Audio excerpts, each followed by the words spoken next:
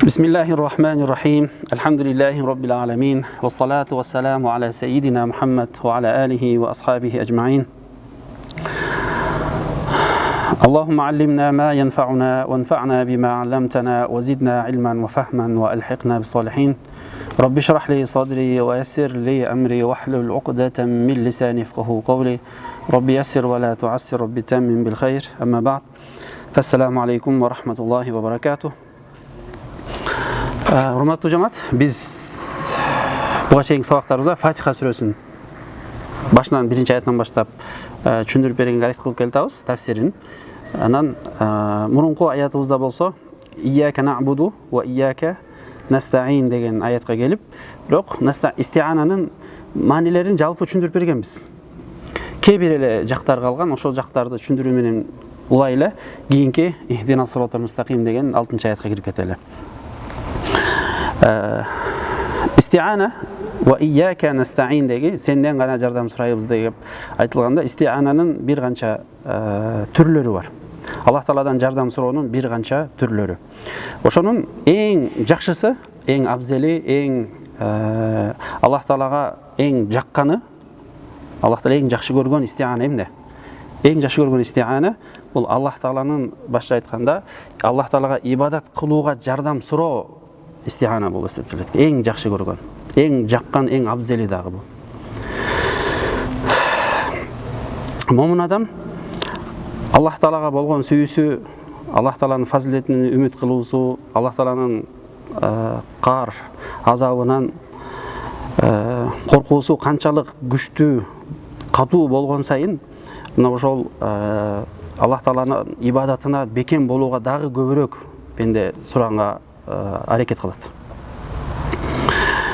Бул истиана Аллах Тааладан гана жардам суроо бүтүндөй абалыбызда, бүтүндөй жагдай акыбалыбыз болсун, кайсыл эмнеде болбойлу сураганга биз чындыгында буйрулганбыз. Жада калса отубуздун боосун байлап койгонго дагы Аллах Тааладан ошол нерсеге дагы жардам бер деп сураганга буйрулганбыз чындыгында.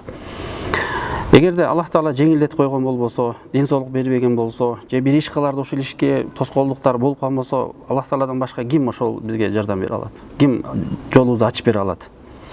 Андыктан кандай абал болбосун, Аллах Таала өзүнүн Куранда «Вас'алуллаха мин фадли» өзүнүн фазилетинен сурагыла дейт. Биз бул дүйнөдө дагы, бул дүйнөнүн жакшылыктарын дагы, ахиреттин жакшылыктарын Аллах Тааладан ошол жетүүгө дайым эмне сураш керекпиз? Жардам сураш керекпиз. Ошол «Ияка нa'буду ва ияка настаин» деп.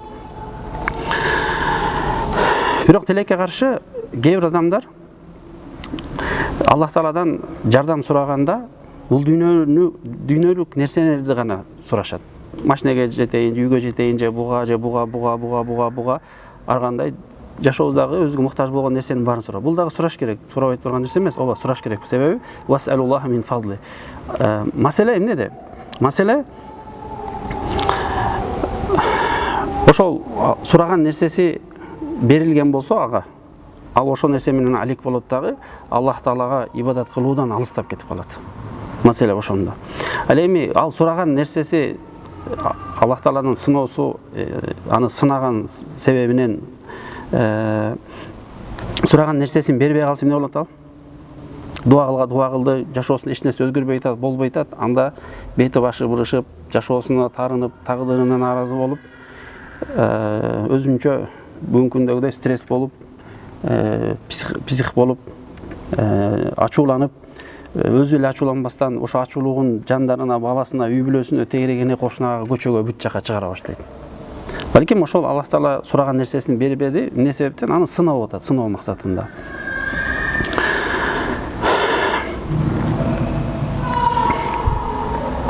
Натыйжасы эмне болуп кетет? Натыйжасында ошол Алла сактасын, кээ бирөөлөр мурун кандай ибадатка бекем болуп жүргөн болсо, динди жакшы түшүнүп, динде жакшы жүргөн болсо, мына ошол жашоосунун себебинен эмне болуп кетет? Дүйнөнү жетпей калгандыктан же арзуга каалаган, арзы кылган максатына жетпей калгандыктан бүт нерсесин таштап кетет. Намазын таштап ийет, жолук салынып жүргөн болсо, жолугун таштап ийет. Канча деген адамдар бар тилекке каршы. Аллах Таала да Куранда «Бәл ту'сирунал хаятад дунья». Силер бул дүйнөнүн козуктарын, бул дүйнөнү ахиретке караганда артык көрөсүңөр дейт. Wal akhiratu khayru wa abqa, ахирет болсо жакшыраак жана ошондой эле түбөлүктүү дейт. Бул дүйнөдөгү колгон алган нерсебиз бүгүн бар, эртең жок. Бирок ахиреттеги бизге берилчү нерсе чындыгында бул дүйнөдөн да жакшыраак, ошондой эле түбөлүктүүрөөк. Ошого бул дүйнөдөгү нерселерди жеткени менен ошол эле учурда Аллах Тааладан ибадатынан алек болуп, Аллах Тааланын тыйган нерсесинен тыйылып, анан кыл деген буйруктарын аткаруудан алек болуп калбашыбыз керек.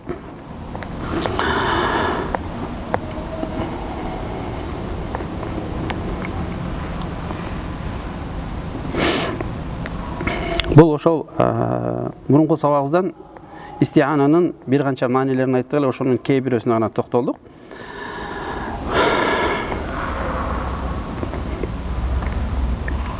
Эми ияка нa'budu ва ияка настаин деги na'budu деген сөз, жосо настаин деген. Араб тилинде na'budu биз деген маани билдирет да. Эгерде мен сыйынам десем, алиф менен келет, а менен a'budu деп. Ал боло турган болсо ya'budu. Сен сыйнасың десе, мисалы ta'budu та менен. Анан эмне үчүн na'budu деген биз деген сөз менен келди. Эмнеге ияка a'budu деген жок? Сага гана сыйынамын, сенден гана жардам сураймын. Мен дебестен биз деген маани менен келди. Бул жерде көп деген маселелер бар, көп хикматтарын, кээ бир сырларын уламалар түшүндүрүп берген, ошонун бир экөөсүн айта кетели. Биринчиден ияка na'budu дегенде бул кичпейилдүүлүктү билдирет дейт. Мен дебестен биз дегенди. Кичпейилдүүлүктү.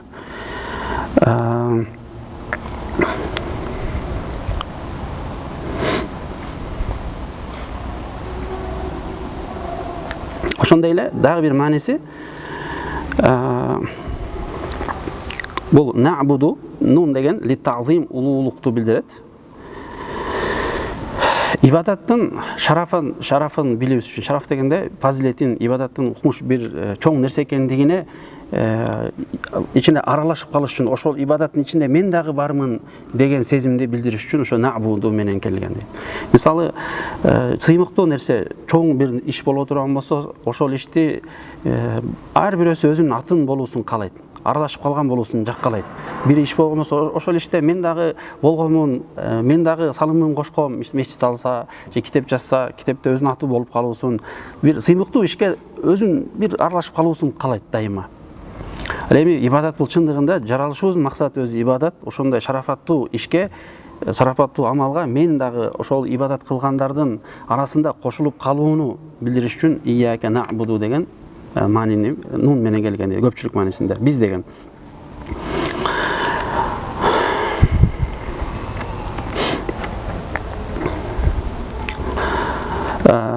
Жана башка маанилер, бирок ошо менен ихдина сиротал мустаким деген аятты улап кете берели.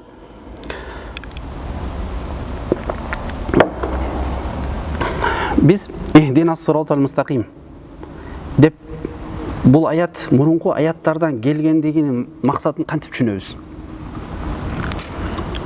Бул аят биринчиден дуа болуп эсептелет. Дуа, ошондой эле Аллах Тааладан суроо болуп эсептелет. Караңыздар, биринчи аяттарда Бисмиллахир-рахманир-рахим, Алхамдулиллахи роббил аламин. Бул аяттарда Аллах Тааланын барлыгын, бирлигин билдик. Ар-Рахманир-Рахим, Малик Йаумиддин, Аллах Тааланын сыфаттарын билдик. Рахман экендигин, Рахим экендигин, Малик Йаумиддин экендигин билдик. Биз Алхамдулиллахи роббил аламин, Ар-Рахманир-Рахим, Малик Йаумиддин, Аллах Тааланын барлыгын, бирлигин, жалгыздыгын жана кудурет эс экендигин, жаратуучу экендигин билгенден кийин не кылдык? Ияка na'budu. Сага гана сыйынабыз деп айттык. Себеби чындыгында ошондой кудурет күчкө ээ болгон заттан башкага сыйынуу акылсыздык болду. Анан ошол Аллах Таалан Роббил аламин, бүтүндөй ааламды тарбиялаган, бүтүндөй ааламды башкарган, бүтүндөй ааламды жараткан, бүтүндөй ааламды тарбиялап ошол баралына жеткирген, бүтүндөй ишибизге ийгилик берген Аллах Таала болгондон кийин биз эмне дедик? Ва ияка настаин, демек сенден гана жардам сурайбыз дедик. Башка эч кимден сурабайбыз. Себеби бүтүндөй ишке ийгилик берүүчү, жардам берүүчү сен ганасың деп. Бул жерде биз Аллахка гана ибадат кылабыз дегенде бүтүндөй башка кудайчаларга, буттарга, айкелдерге жана башка жаратыктарга ибадат кылбастан Аллахка гана ибадат кылуубузда бул ихластуулук бизде пайда болду. Бүтүндөй жаман ширктерден, жаман нерселерден арылдык дагы. Ошондой эле биз өзүбүздү ва ияка настаин деп айтыш менен күч кубат бир гана Аллага гана таандык экен. Биздин өзүбүздө эч кандай бир күч кубат жок экендигин моюндагандан кийин не кылдык биз? Ияка набуду ва ияка настаин айтып, ихдинас сиротал мустаким дедик. Бизди туура жолго башта деген. Жалпы мааниси бизди туура жолго башта. Бир аздан кийин ошол ар бир сөзүнө токтолобуз. Урматтуу, бул ихдинас сиротал мустаким Аллах Таала ушул пенде, ушул үммөт үчүн тандап берген дуа болуп эсептелет. Ошондой эле бул үммөткө бул дуаны берип, ыраазы болуп, муну айтып жүрүүсүн, дайым бизге айтып жүрүүсүн не кылган, буйруган. Себеби алхамдулиллах деп башталган сөздүн ичиндеги маанилери бар. Кулу деген сөз бар, айткыла. Алхамдулиллахи роббил аламин деп. Ошондой эле бул дуа Аллах Таала бул үммөт үчүн өзү тандап берген, өзү ыраазы болгон, биз айтып жүрүүбүздү буйруган эң чоң дуа жана эң чоң дуа жана эң чоң пайдалуу дуа болуп эсептелет.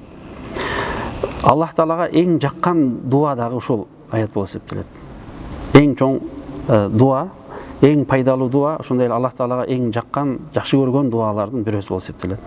Аллах Таала өзү ушул аятка эмне деген? Кабыл алуусун, ушул аят дуа айтылгандан кийин жооп берүүсүн, кабыл алуусун убада кылган.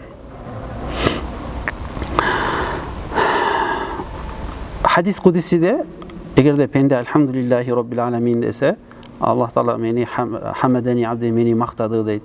Андан кийинки аяттарда айтып келет дагы, ушул ихдинас сиротал мустаким деп айткан кезде эмне деген Аллах Таала эмне деп жооп берет? Хаза ли абди ва ли абди ма саала. Пенде эгер ихдинас сиротал мустаким деп айтса, Аллах Таала эмне деп жооп берет эле? Бул хаза ли абди, пендем үчүн жана пендем сураган нерсесин берем деп. Аллах Таала өзү хадис кудиси билебиз. Пайгамбарыбыз саллаллаху алейхи вассаламдын сөзү менен мааниси Аллах тараптан. Ал эми Куран болсо сөзү дагы мааниси Алладан, хадис болсо сөзү дагы мааниси дагы Пайгамбарыбыз саллаллаху алейхи вассалам өзүнөн деп.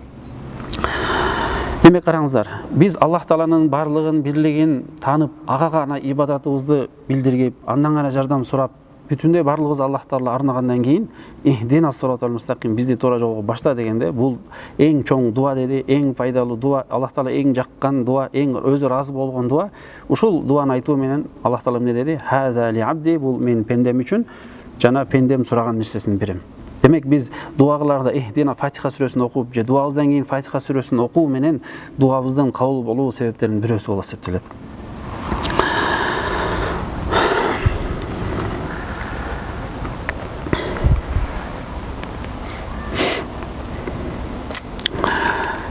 Ихдинас сиротал мустаким, хидая деген сөз. Өзү ихдина деген бизди хидаятка сал деген. Бирок хидаянын бир канча маанилери бар. Маанилерине кирүүдөн алдын хидаянын өзүнүн мартабасы бар, мартабалары бар. Эки мартабасы бар.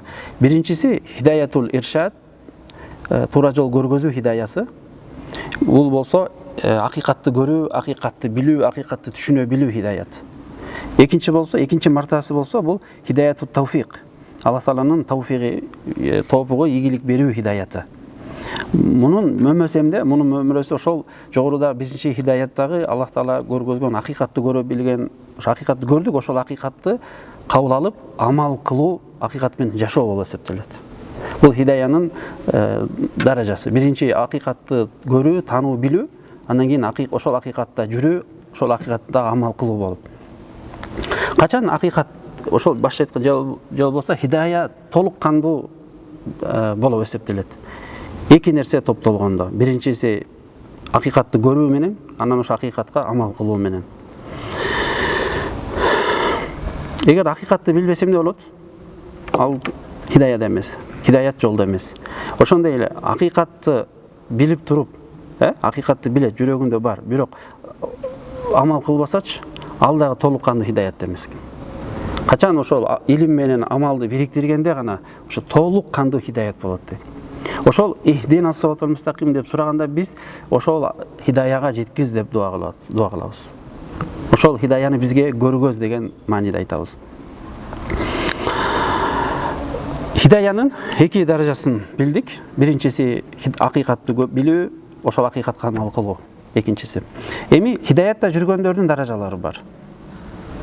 Хидаятта жүргөндөрдүн, хидаятты жүргөн билип, анан амал кылгандардын даражалары. Булар биринчи даражасы эң төмөнкүлөр дейли. Булар кимдер? Булар Аллахтын барлыгына иман келтиргендер, амал кылгандар. Хидаяттын биринчи даражасында, экинчи даражасында билгендер. Бул деген эмнеге айтып атам? Кичине бир аз түшүнгөнгө бөлгөнүм, эстеп алганга жакшы дегеним. Аллах Таалага иман келтирди, сөзүндө, амалында Аллах Таала айткан нерсесин аткарат, кылган, бирок тилекке каршы кээ бир күнөөлөрдү кылуу менен, кээ бир милдеттеринде шалакалык кылуу менен күнөөкөр болгон пенделер.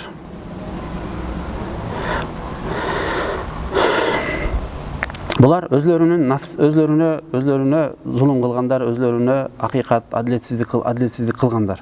Эмне себептен? Чоң күнөө кылгандыктардан. Булар мындай хидаятка жеткендер Аллах Тааланын ода кылынган бейишине киришет.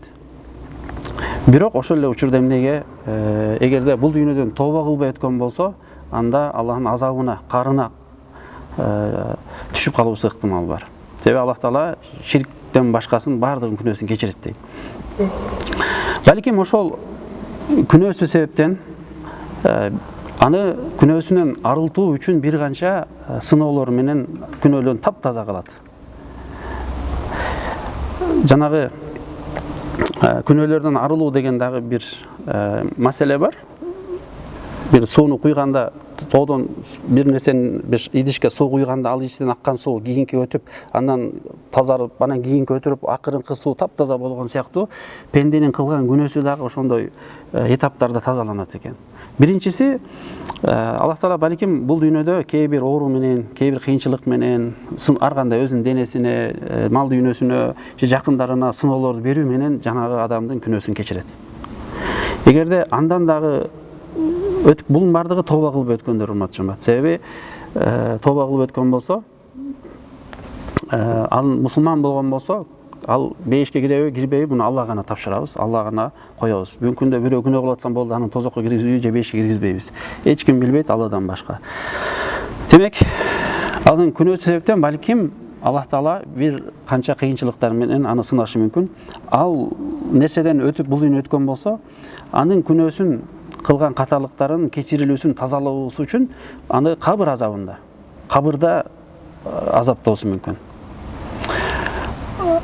Кээ бир адамдар бул дүйнөдө ошол оору себебинен, ар кандай жашоосунда кырсык, кыйынчылык келүү менен күнөөлөрү кечирилип, таптаза болуп, Аллахтын астында күнөөсүз барышы мүмкүн.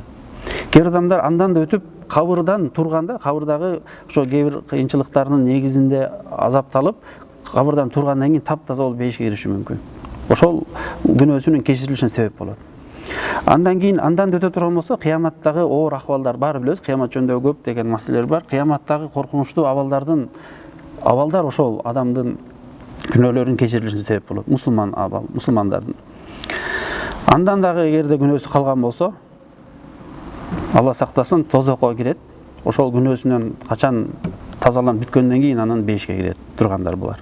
Булар албетте ошол бүтүндөй кылган күнөөлөрүнөн таптаза болуп, анан бейишке кирүүчүлөр. Экинчи даражадагылар. Бул хидаятта жүргөндөр, урматтуу жамаат.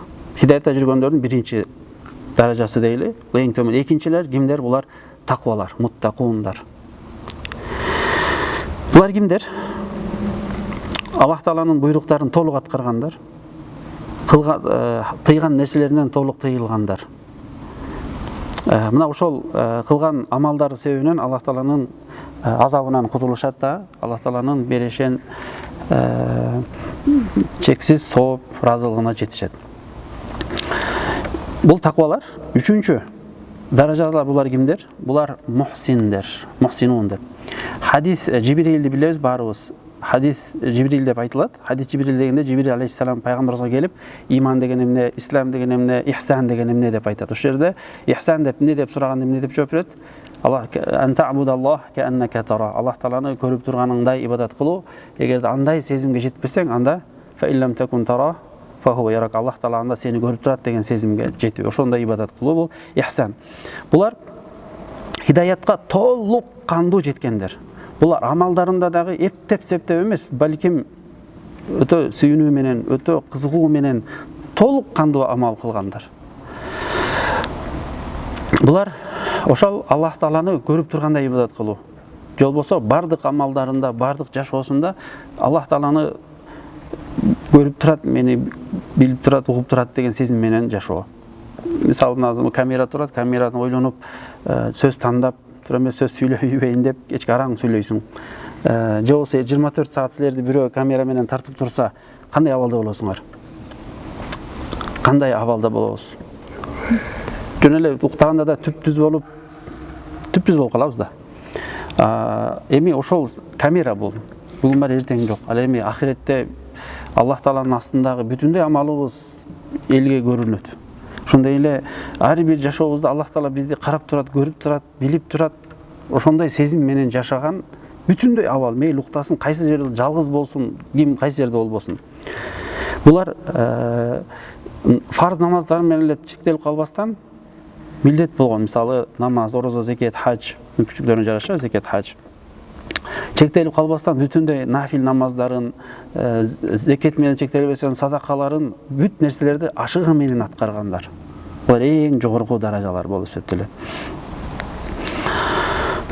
Албетте, бул даражалар дагы бардыгы бирдей эмес. Биринчи дегенде эле адамдар ар түрлүү.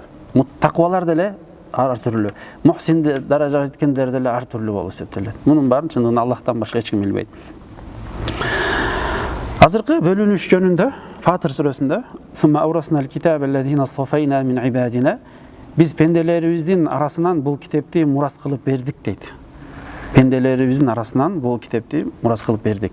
Анткени аз келебиз. Ихдинас сиротал мустаким деген мустаким деген сиротал мустакимди кээ бир уламаларыбыз Кур'ан, китеп деп тафсирлешкен. Фатыр сүрөсү 32-33 аяттар. Сумма авраснал китабаллазина астафайна мин ибадина. Караңыздар, бул ислам динибизди Аллах Таала пенделердин арасынан тандагандарга бердик дейт. Таха сүрөсүндө Аллах Таала Муса алейхиссаламга "Ва ана ахтартука фастами' лима юха" мен сени тандадым, сага вахий кылуучу нерселерге кулак сал дейт. Бул хидаятка келүү чындыгында Аллах Тааланын тандоосу менен, Аллах Тааланын фазилети менен келип жатабыз. Эгерде бүгүн хидаятта боло турган болсок, анда көп деген сансыз шүгүрлөрдү айтыш керекпиз. Аят уландысы "Сумма авраснал китабаллазина астафайна мин ибадина" биз пенделерибиздин арасынан бул китепти мурас кылып бердик. "Фаминхум залимун ли нафси" ошол пенделерибиздин арасынан кээ бирөөлөр өзлөрүнө өзлөрү зулум кылгандар, адилетсиздик кылгандар дейт. Өзүнүн жанына, өзүнүн нафсине. "Ва минхум муктасид" алем кээ бирөөсү болсо орточолор. "Ва минхум сабикун бил хайрати илля би изнилла" алем алардын кээ бирөөсү болсо Аллах Тааланын уруксаты менен, изни менен жакшылыкка озгондор, жакшылыкка жарышкандар дейт. "Залика хувал фадлул кабир" мына ошол Аллах Тааланын адамдарга бул китепти берип коюусу, ислам динге салып коюусу, хидаятка көргөзүп коюусу, хидаятта жүргүзүп коюусу, бул хувал фадлул кабир, чындыгында улуу бул фазилет болуп эсептелет. Ушул аяттагы фазалим фаминхум залимун ли нафси деген. Буларды дагы Аллах Таала тандап атат. Булар чоң күнөөлөрдү кылса дагы, кээ бир күнөөлөрдү кылган болсо деле Аллах Таала буларды тандап атат. Бирок тандаганда кимге салыштырмалуу тандоо? Башка диндегилерге салыштырмалуу. Христиан, же яһуд, же бутпарастарга салыштырмалуу. Ошол бул күнөөкөр болсо дагы тандап алып атат. Аллах Тааланын чоң фазилети болуп эсептелет. Ал эми муктаситтер кимдер? Булар таквалар, муттакундар. Ал эми Курандагы ошол "Ва минхум сабикун бил хайрати би изнилла" деген аяттагы максат булар кимдер десе, булар мухсинун дейт. Жанагындай Аллах Тааланы көрүп турат деген сезимге жеткендер. Жолу сага жетпесе, Аллах Таала мени көрүп турат деген сезимге жеткендер. Аллах Таала баарыбызды ошондой мухсиндерден, таквалардан кылган болсун. Амин.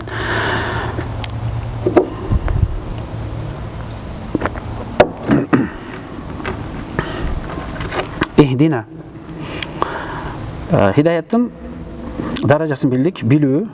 Билип коюу менен жетишпейт экен, урматтуу жамаат. Көптөгөн адамдар бүгүн акыйкат ислам деп билип коет. Алла баары жалгыз бир деп коет, пайгамбар бирок ошол иш менен амал кылып жүрбөйлө. Же ошондой эле эмне кылып жүргөнүн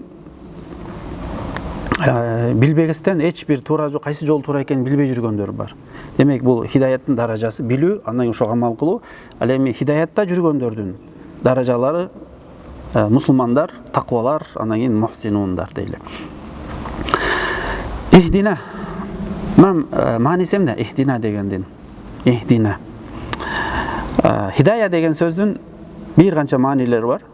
Ошо маанилердин бирөөсү бул иршад мааниси. Аршидна, бизге туура жолду көргөз деген маани. Бирөө сизге кетип барсаңыз, мисалы Централь мечит, борбордук мечит каякта десең сизге көргөзүп берип койсо, ошо сизге ошол бир жерди көргөзүп коюу. Ошо хидая мааниси. Бир нерсени көргөзүп коюу. Биз ихдина деп сураган кезибизде эмне деген сурап атат? Аллах Тааладан бизге сенин жолуңду, сенин хидаятыңда жүрүүнү бизге көрсөтүп бер деген маани.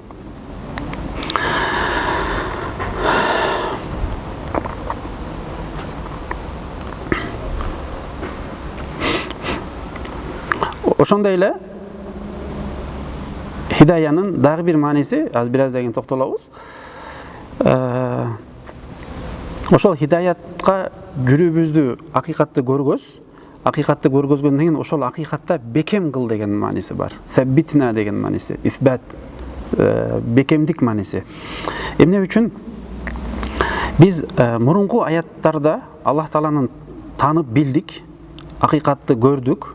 Аллах Таалага гана ибадат кылабыз деп сөз бердик. Ияка набуду ва ияка настаин деген бул ант болуп эсептелет. Мурунку сабакта айтып өткөнбүз, биз сага гана ибадат кылабыз деген бул ант, урматтуу жамаат. Сөз берүү болуп эсептелет.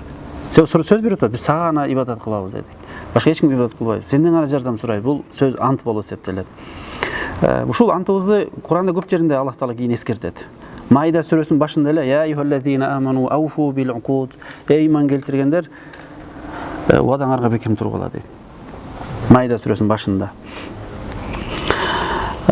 Ошондой эле сами'на ва атa'на деген дагы ушул. Биз ияка набуду ва ияка Аллах Тааланын жалгыздыгын, пайгамбарыбыздын акыйкат экенин билгенден кийин сами'на ва атa'на биз уктук жана башидик Бакара сүрөсүнүн аягында.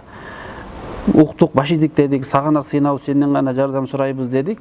Майда сүрөсүндө эмне деп келди? Ошол уадаңарга бекем болгула, аткаргыла деген маани. Демек, хидаянын туура жолду көргөзүү, ошол туура жолдо бекем кылуу деген дагы мааниси.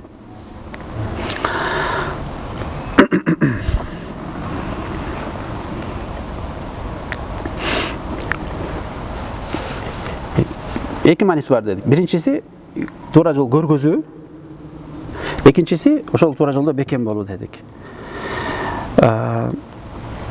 Ошол иршад, туура жолду көргөзүү хидаясы, биринчи хидая дейли. Ушул хидая менен, урматтуу жамаат, адам акыйкат менен жалганды ажырата алат. Акыйкатка алып барчу аламатты дагы көрүп калат. Себеби ошол билүү, бир нерсени хидаятты көрүү бизге хидаят сурап атабыз. Ошол хидаят бизге келгенден кийин биз акыйкатты дагы ажырата алабыз, акыйкатка алып барчу жолду аламатын дагы биле алабыз. Хак менен батылды, акыйкат менен жалганды, ошондой эле туура жол менен туура эмес жолду, жакшы менен жаманды, Алла Таалага алып барчу жолдун баардыгын көрүп калабыз. Бул ошол хидаят. Биз ошол хидаятты да сурап атабыз. Бул биринчиси. Аллах Таала ошол хидаят менен биздин жүрөгүбүзгө, бул хидаят же бир сөзүн айтсак, нур болот. Нур менен биз жашоодо басып калабыз. Бул хидаятты фуркон десек болот, ажырата турган дагы бир Алланын нуру. Куранда я айюхаллазина аману ин таттакуллаха яж'ал лакум фуркана. Эгерде силер иман келтиргендер, Аллах Таалага таквал кылсаңар, силерге фуркон кылып коет. Фуркондон максат силерди жашоодо акыйкат менен жалганды, туура эмес нерсе менен туура ишти ажырата турган бир сезим берип коет. Хидая дегенде бул имансыздыктан имандуулукка чыккан хидаят деп түшүндүк. Бүгүнкү күндө көп көйгөйлөрүбүз көп. Жеке адам катары канча деген ар бир өзүнүн көйгөйүбүз бар. Чечилбей аткан маселелерибиз бар. Үй бүлөлүк тарбия көйгөйүбүз бар. Коомчулук кошуна менен болгон жеке бир айыл катары же шаар катары бир коомчулуктагы болуп жаткан канча деген көйгөйлөр бар. Ошол көйгөйлөрдүн кайсынысы туура экендигин, кайсысынан чыгып кетүү мүмкүн экендигин көргөзүп койгон хидаят болот. Хидаянын ушундай да маанисиси. Ошол себептен биз караңыздар күнүгө эмне сурап атабыз? Аллах Тааладан ар бир намазыбызда, ар бир рекеттеринде ихдина сиротал мустаким дейбиз. Аллах Тааладан дуа кылып атабыз, сурап атабыз. Кандай шарттар менен? Жогоруда айтылган. Аллах Тааланын ихластуулук, чынчылдык, билүү, амал кылуу шарттары менен.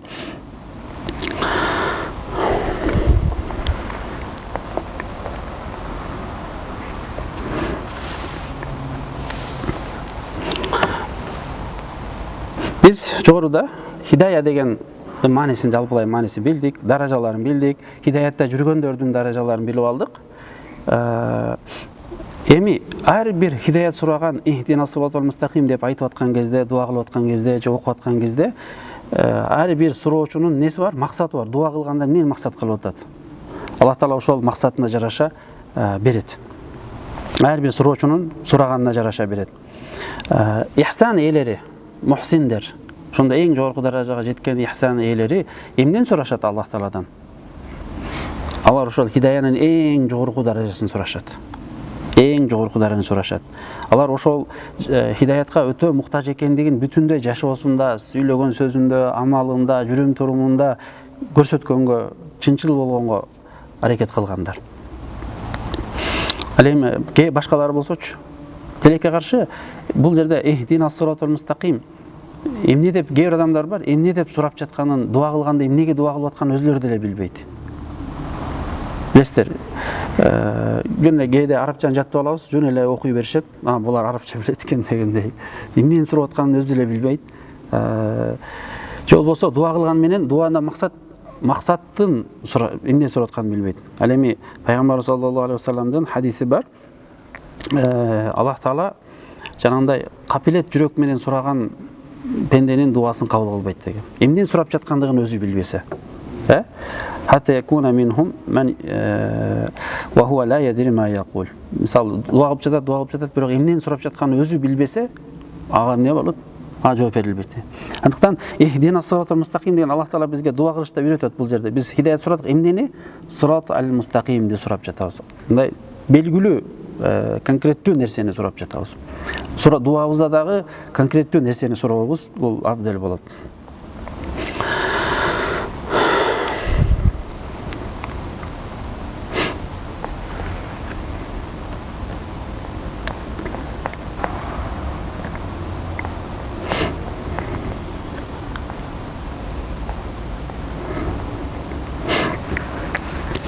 Караңыздар, дагы бир кайталап кетейин. Азыркы айткан сөздөрүм имам Табари өзүнүн тафсиринде жана башка уламалар хидаянын тилдик маанисин беришет. Саббитна деген сөз. Ихдина сиротал мустакимде саббитна, бизди бекем кылгын деген. Алал худа хидаятка, туура жолдун үстүндө жүрүүбүзгө бекем кылгын деген сөз. Анан бул себеби буга чейинки аяттарда биз болду. Аллах Таалага иман келтирдик. Келтиргенден кийин кайра туура жолду көргөз деп эмнеге сурайбыз? Максат эмне? Неге кайталап атабыз? Ойлондукпу? Биз ихдина сиротал мустаким башында ихдина сиротал логикалык алсак, башында ихдина сиротал мустакимди туура жол көргөздөн кийин альхамду айтып анан айтып келип ияка набуду эмес. Өйдөнкү аяттарда Аллах Тааланы таныдык, биз мусулман болдук. Анан кайра туура жолду көргөз дегенде эмне максат? Эмне максат? Кээ бир уламалар бул жерде ошол хидаят мааниси эмес, исбат, бекемдик маанисин беришет ошол себептен. Бирок ошол эле учурда хидаят маанисин четке кагылбайт. Муну дагы камтып кете берет. Куранда эмне үчүн мисалы ихдина сиротал мустаким десен аршидна, бизди туура жолго башта деген сөз менен келсе, хидая сөз менен эмес, хидаянын маанисин билдирген синоним сөздөрдү алып келсе, дароо мааниси бузулуп кетмек. дароо бузулуп кетмек. Бирок хидаянын ичинде жогоруда исбат мааниси, туура жол көргөзүү мааниси, ошондой эле хидаянын тауфик, ийгилик мааниси бар. Хидаянын рызык мааниси бар. Туура жолду бизге рызкы кылып берген деп. Ошол туура жолдо бекем кылып берген деген маанилер менен сурап жатабыз. Анан мисалы бул жерде ихдина сиротал мустаким исбат деген маанисин айткандар бир далилин айтышат. Мисалы араб тилинде да колдонот, бизде да колдонобуз. Кандай мааниде колдонобуз? Кум хата атик деп. Мисалы, бир адам турат, турса деле мен келгичекте туруп тур дейбиз. Өзү туруп эле турат. Бирок ага эмне деп айтабыз? Мисалы базарга баратканда жакын бир жерге токтоп турган адам көрөт, туруп тур жерде аз келем дейбиз. Туруп турат. Турат өзү, отурган жок, турат. Ага дагы эмне деп айтабыз? Туруп тур дейбиз. Мындан эмне максат кылынып атат? Мындан биз ошол турган нерсеге дагы үстүнөн кайра кайталап бекемдик сурап атабыз. Хидаяда турабыз, хидаяда дагы бекемдик сурап атабыз. Себеби пайгамбарыбыз саллаллаху алейхи ва саллям өзүнүн көптөгөн хадистеринде я муқаллибал кулуб саббит қалби ала диник. Муқаллибал кулуб, муқаллиб деген өзгөртүүчү, қалб деген сөз жүрөктөр, кулуб араб тилинде қалб жүрөктү қалб айтат. Қалб деген өзгөрүлүп кеткен нерсеге айтылат. Улам-улам өзгөрүп турган нерсеге. Жүрөктөрдү өзгөртүүчү деп пайгамбарыбыз көп дуа кылган. Я муқаллибал кулуб саббит қалби ала диник. Жүрөктөрдү өзгөртүүчү Аллахка кайрылуу, жүрөгүбүздү биздин жүрөгүбүздү диниңе бекем кылгын деген маани.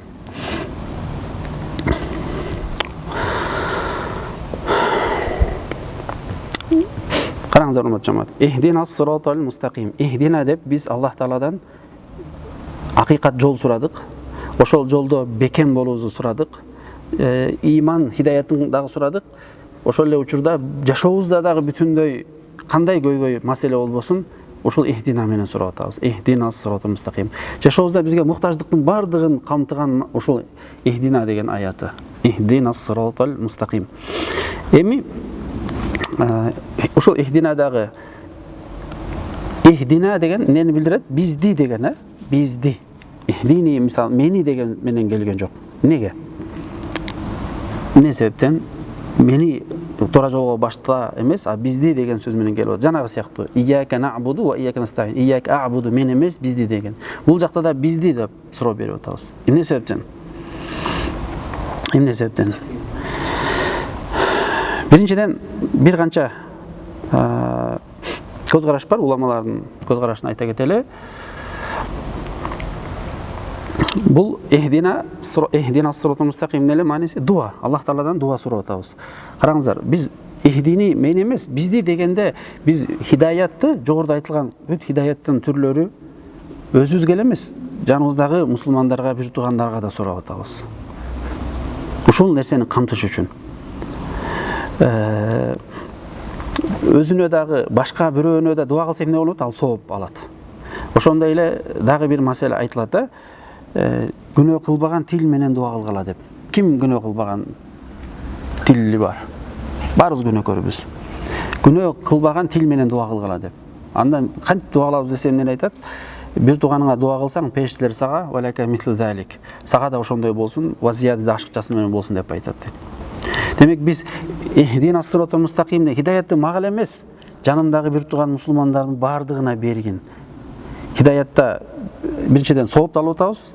Жанагы айтуу менен периштелер бизге дуа кылып атат. Бул кабыл боло турганга себептердин бирөөсү. Ошол себептен ихдина деген маани менен келет. Бизди деген. Эмне үчүн мен эмес, бизди. Демек сураганда эмне экен? Бул караңыздар, жанагы мен өзүмчүлбү, эгоизм. Өзүмчүл эмес, бизди билдирип атат. Бүгүнкү сен өзүңдү сүй, анан эмес, биз негизи мусулмандар биз да, биз. Ихдина сиротал мустаким.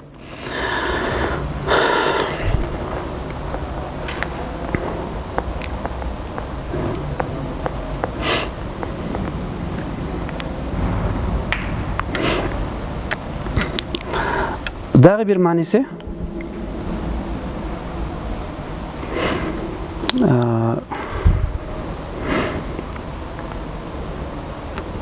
Муну Ибн Кафир азыркы айткан нерсени өзүнүн тафсиринде айтат, кыскачалап айтылган нерсем.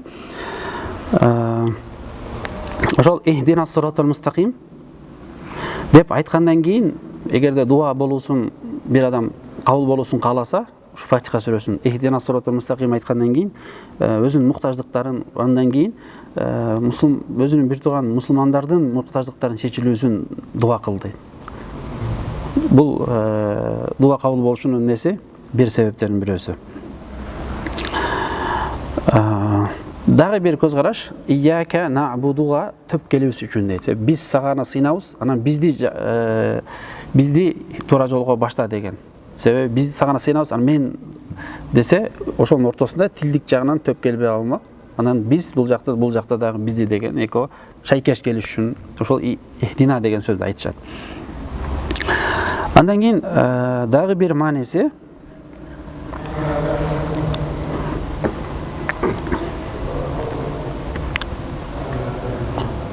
бул макам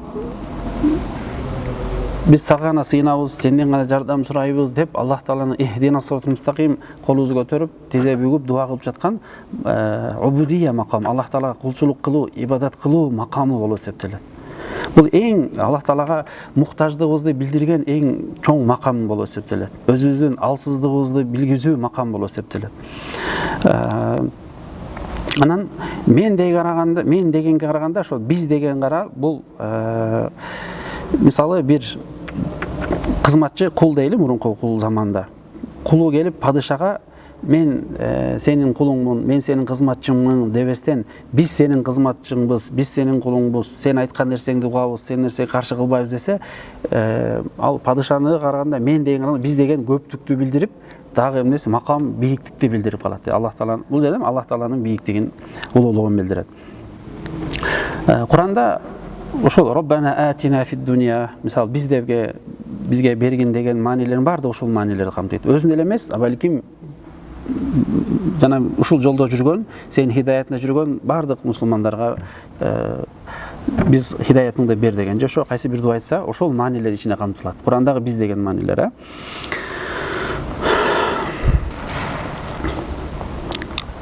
Ихдина сиротал мустаким. Хидаянын маанисин билдик.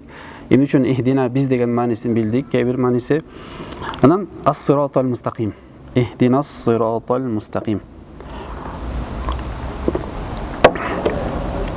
Араб тилинде ас-сирот деген сөз тилдик жагынан бир канча мааниси бар.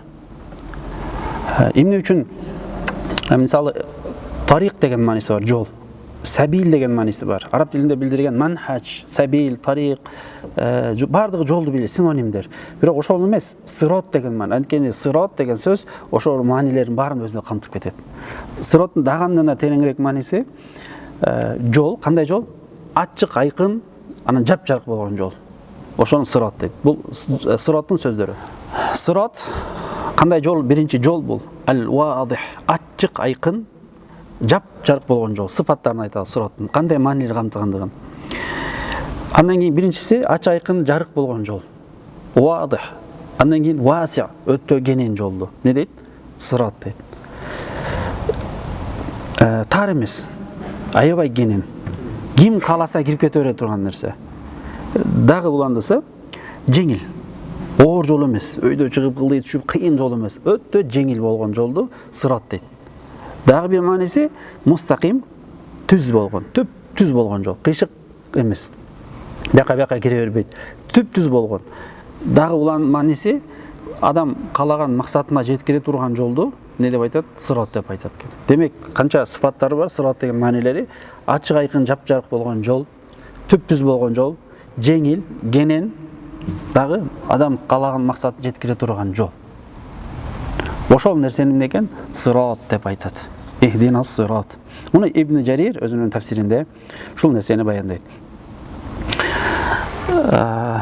Сирот деген сөз кайсыл мааниден келгендигин биринчи билип алалы. Бул сот менен окуйбуз, Ихдина сот менен. Араб тилинде дагы сотко жакын болгон кайсы тамга бар? Син бар. Өзү соттун асылы түбү каяктан келген? Синден чыккан. сот ушул тамганын асылы син. Син асыл болот. Сот башка айтканда сот син соттун энеси. Асылы чыкканынан чыккан фара тамгасы, бутакча тамгасы болуп эсептелет. Синден чыккан тамга. Өзү сирот деген сөз түпкү асылында сирот эмес, сарито болгон. Син менен, син, ро, то. Сарт. Сарутун деген. Жо сарито деген мани. Сирот деп дагы ривая бар. Биз Хафс ан Асымда Кумбул менен Руайс эки ривая ошо ихдинас сиротал мустаким син менен окуйт. Бизде Хафс ан Асым, Хафс риваябыз кимден окуйбуз биз? Асым кыраттан ар бир 10 кырат бар, 10 кыраттын ар бир кыратында экиден ривая бар. Биз ошол Асым кыратынын бир риваясы менен окуйбуз.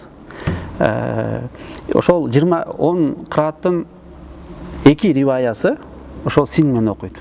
Ихдинас сиротал мустаким. Ошондой эле Малик яумиддин равихи насирун ва инда сирати ва сирати ли кумбул деген. Бихайсу ата Кур'ан гастерде келбесин вассада заяна шиммаха вашмим ли халладин аввала деп. Башка кыратта Хамза кыратында ишмам деп коет ихдинас сиротал мустаким деп коет. Бул неге келип атам? Азыр кырат илим урмат жамаат бири-бирин толуктайт, бири-бирине каршы келбейт. Кырат илим дегенде коз окуу эмес максат. Кырат илими Курандын кээ бир сөздөрүнүн кантип окулушу. Ар бир маанилерин бирин толукат. Маликиде жакшы токтолгонбуз, Ошол сыяктуу эми сирот деген сөз мааниси эмне? Сирот деген иптила мааниси, бир нерсени жутуп алуу мааниси бар. Бир нерсени жутуп алуу. Кандай жутуп алуу? Кенендигин билдирет. Ага ал жолго ким кирбесин, бардыгын батыра берет, киргизе берет. Толуп калбайт эч качан. Ошолго сирот деген маани билдирет. Ихдинас сиротал мустаким. Демек, эмне үчүн ихдинас сирото деген сөз менен келгендигин, сирото деген сөз менен Аллах Таала кабар бергендигин билдикпи? Демек, сабил деген жолду берсе, анда сирот маанисин билбей калмак. Билебиз, фи сабилла дейбиз го, Алла жолунда деп. Ал башка маани берип калат. Алла жолунда, бирок сирот берген маанини билдирбейт.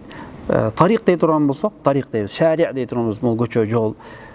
Анда сирот берген маанини билдирбей калмак. Демек, сирот менен келиш менен бүтүндөй маанилерди камтып кетип атат. Ал маанисин дагы билик, сирот деген эмне экен? Бул азыркы айткан тилдик маанилери. Бираз деген азыр уламалардын берген маанисине токтолобуз. Уламалар кандай маани билдирген?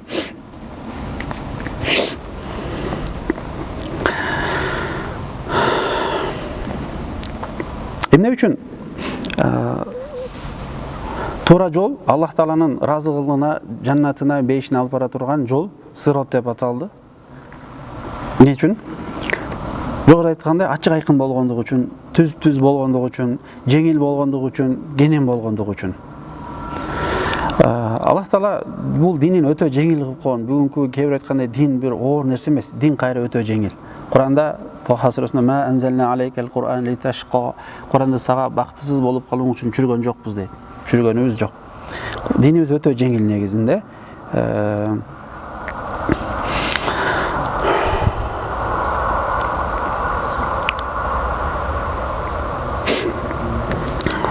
Сахабалар, табииндер берген мааниси кандай? Эмне деп маани беришкен? Сиротал мустакимге. Ибн Аббастан Дохак риваят кылат. Сироттан максат ислам дини дейт. Ислам дини. Динул ислам.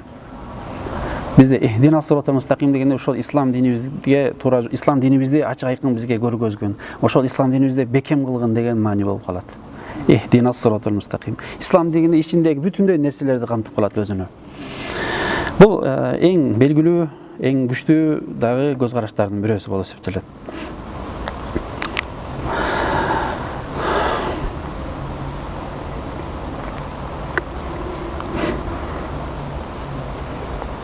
Экинчи көз караш. Пайгамбарыбыз бул ислам дин экендигине, сиротал мустаким экендигине кээ бир ошол табииндер Абул Алия табииндердин таалламул ислам, ислам динин үйрөнгүлө, фа иза таалламтумуху фала таргабу ан, үйрөнгөндөн кийин андан баш тартып кетпегиле. Ва алейкум бис сиратил мустақим. Силерге сиратил мустақимди бекем кармагыла. Ал сиратил мустақим анткени ал ислам дин дейт. Ушул аят, ушул Абул Алиянын риваяты менен сиратил мустақимдин максат ислам дини деген сөздү алып келиш, далил катары алып келет. Экинчи көз караш, жамаат, бул Аллах Тааланын китеби деген. Сираттан максат эмне десе, бул Аллах Тааланын китеби. Буга далилдерди алып келишет. Кандай далилди алып келишет? Пайгамбарыбыз саллаллаху алейхи вассаламдын өзүнүн Куран жөнүндө айткан, Куранды мүнөздөсү, сыпаттоосу, Куран жөнүндө айткан неси бар, хадиси бар, сөзү бар. Китабуллах, мен кыскача айтып берейин, убактыбыз аз, бул аятты бүтүрөлү. Китабуллахи фихи набау ма каблакум ва хабару ма ба'дакум. Бул Аллах Тааланын китеби, мунун ичинде силерден алдыңкылардын кабары бар, жана келечектин, силерден кийин келе турган нерселердин дагы кабары бар дейт Куранда. Ва хукму ма байнакум, ошондой эле силердин ортоңордо талаш тартыш маселелерди чече турган өкүмдөр бар. Ва хувал фасл лайса бил хазл. Бул кескин түрдө айтат, тамашалуу сөз эмес. Мен таракаху мин жаббарин касамахуллах. Ким бул Куранды таштап койгон болсо Аллах Тааланы коргулат деген маани. Ва ман ибтагал худа фи гайрихи адаллахуллах. Ким Курандан башка жол издей турган болсо, башка булак кармана турган болсо Аллах Тааланы адаштырат. Ва хува хаблуллахил матин. Бул Аллах Тааланын бекем жиби. Ва хува зикрул хаким. Бул Аллах Тааланын китап, зикри хакими. Инна нахну назална зикра ва ясин вал Куранил хаким деген маанилер бар. Ар бир сөздүн өзүндө көп деген пайгамбардын хадисинде шархтары кенен, бирок ошол себептен сырткы эле маанисин берип кетип берейин. Эмне дейт? Китабуллах Таала, китапты ва хува сиратул мустақим, баш айтканда сиратул мустақим дегенди пайгамбарыбыз китап деп тафсирлеген деген. Ушу менен сиратул мустақимден максат китабуллах, Алланын китеби Куран деп айтышат. Үчүнчү дагы бир көз караш. Сиратул мустақимдеги сахабалардын, табииндердин кантип аныктап тафсирлешкен, ошол мааниге токтолуп атабыз жаңы келгендерге. Бул пайгамбарыбыз саллаллаху алейхи вассалам жана сахабалары жүргөн жол дейт. Ушул пайгамбарыбыздын жолу. Бул сиратул мустақим. Ибн Мас'уд радияллаху анхудан. Лез чоң сахабалардан. Ибн Мас'уд радияллаху анху. Сиратул мустақимди эмне дейт? Сиратул мустақим аллази таракана алейхи расулуллах саллаллаху алейхи вассалам. Пайгамбар саллаллаху алейхи вассалам таштаган жол мына ошол сиратул мустақим деп пайгамбар үчүн тафсирлеп берет. Башка бир сөзүндө Ибн Мас'удтун башка бир ривая менен ас-сиратул мустақим таракана расулуллах саллаллаху алейхи вассалам аля тарафихи ва тарафил ахар ал-жанна. Пайгамбар саллаллаху алейхи вассалам таштаган жол дейт. Бир тарабы мына бизде турат, экинчи аягы каякта? Бул жаннат дейт. Жаннатка алып бара турган жол бул сиратул мустақим.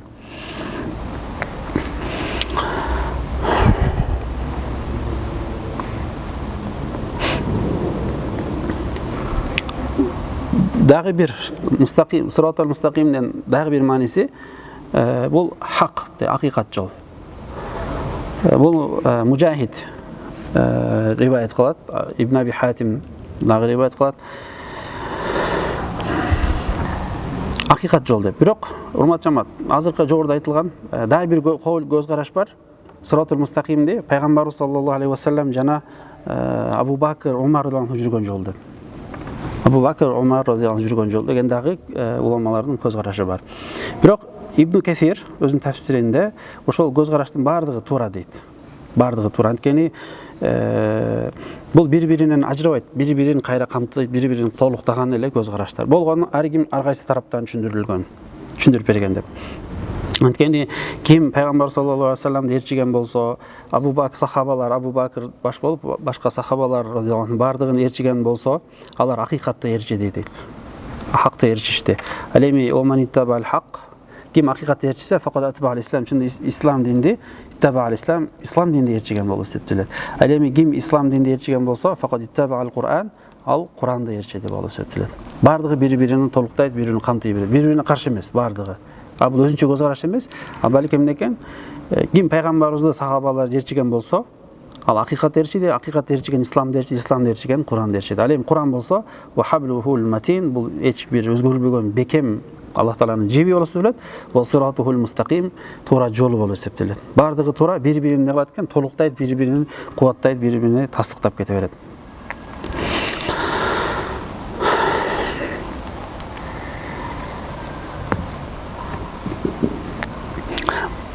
Мустақим. Ихдинас сиротал мустақим. Демек біз азыр ихдинас сирота деген не маанилери бар екен? Бүтүндө ислам динибиз, пайгамбарыбыз саллаллаху алейхи вассаламдын, сахабалардын жүргөн жолу. Муну ким айтып атат? Ибн Мас'уд айтып атат, сахаба, пайгамбарыбыз жана сахабалар жүргөн жол. Биздин мазхабыбыз Ханафи мазхабыбыз ким мазхабы?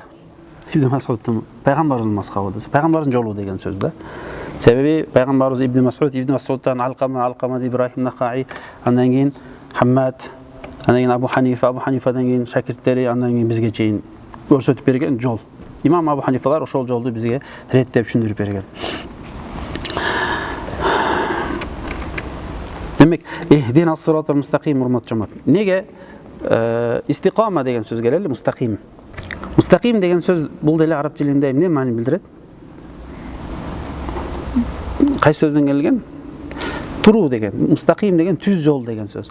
Сирот деген эмне экен? Ал деле түз жол. Бирок эмнеге кайра түз жолду кайра сирот мустақим деген сөз менен келип атат? Неге? Бул тастыктоо иретинде. Дагы бул жөнөкөй да жол эмес, мустақим болгон жол. Анан бул жолдо жүрүш чындап өтө оор.